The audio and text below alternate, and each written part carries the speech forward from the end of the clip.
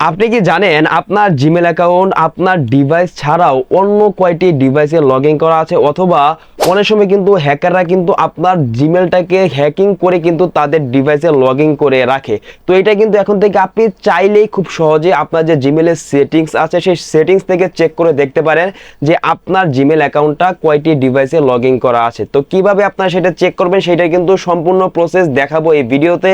যারা চ্যানেলে নতুন দর্শক আছেন অবশ্যই চ্যানেলটিকে সাবস্ক্রাইব করে দিতে পারেন যাতে এইরকম কোয়ালিটির গুরুত্বপূর্ণ ভিডিওগুলো আপনারা কখনোই মিস না হয়ে যায়।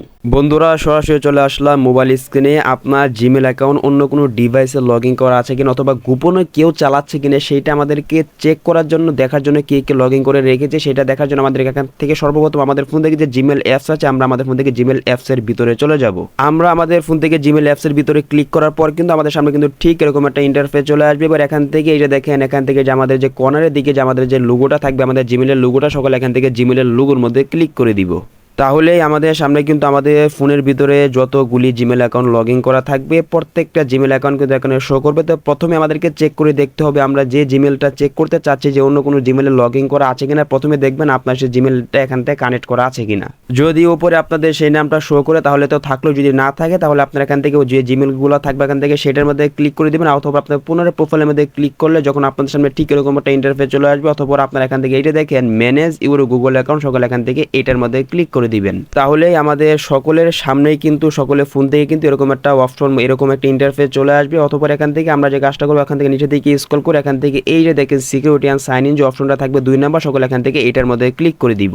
তাহলে আমাদের সামনে কিন্তু এরকম একটা ইন্টারফেস চলে আসবে। এবার এখান থেকে আমাদেরকে যে কাজটা করতে হবে আমরা আমাদের ফোনের দিকে নিচে দিকে স্ক্রল করার পর এখান থেকে এই যে দেখে সকলে একটা অপশন পেয়ে যাবে ইউর ডিভাইস। এবার এটা নিচে এই যে দেখেন আমাদের কয়টি ফোনে লগ ইন করা আছে সেটা কিন্তু এখানে শো করবে।